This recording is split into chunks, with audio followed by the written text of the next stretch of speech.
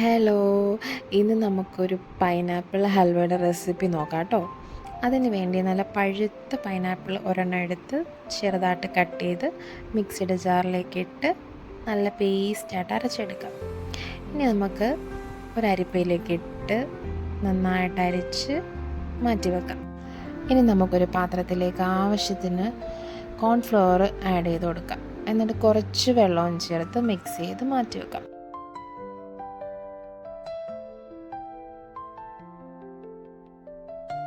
ഇനി ഒരു പാൻ അടുപ്പത്ത് വെച്ച് ചൂടായി കഴിയുമ്പോൾ നമ്മുടെ പൈനാപ്പിൾ മിക്സ് ഒഴിച്ചു കൊടുക്കാം. എന്നിട്ട് നമ്മൾ മാറ്റി വെച്ചിരിക്കുന്ന കോൺഫ്ലവർ മിക്സ് ഒഴിച്ചു കൊടുക്കാം. കോൺഫ്ലവർ മിക്സ് ആഡ് ചെയ്യുമ്പോഴാണ് ഇതിനൊരു തിക്നെസ് ഉണ്ടാവുന്നത്. ഇനി ആവശ്യത്തിന് മധുരം, അത് നമുക്ക് എത്രത്തോളം മധുരം വേണോ അത്രത്തോളം മധുരം ആഡ് ചെയ്ത് കൊടുക്കാം. ആവശ്യത്തിന് ഉപ്പ്, പിന്നെ കുറച്ച് നെയ്യ് നമ്മൾ ഒരു 3 ബാച്ചായിട്ടാണ് ഒഴിച്ചു കൊടുക്കുന്നത്.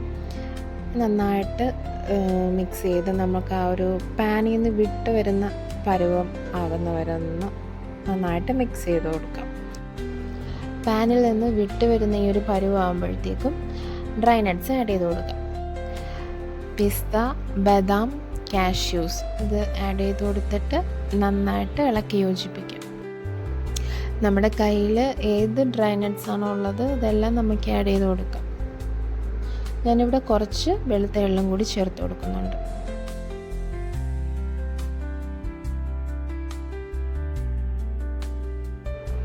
ഇനി ലാസ്റ്റ് ബാച്ച് നെയ്യും കൂടി ചേർത്ത് നന്നായിട്ട് ഇളക്കി യോജിപ്പിക്കാം. നമ്മുടെ ഹൽവയുടെ മിക്സ് പാനിൽ നിന്ന് ഈ ഒരു രീതിയിൽ വിട്ട് വന്ന് തുടങ്ങുമ്പോൾ ഫ്ലെയിം ഓഫ് ചെയ്യാം.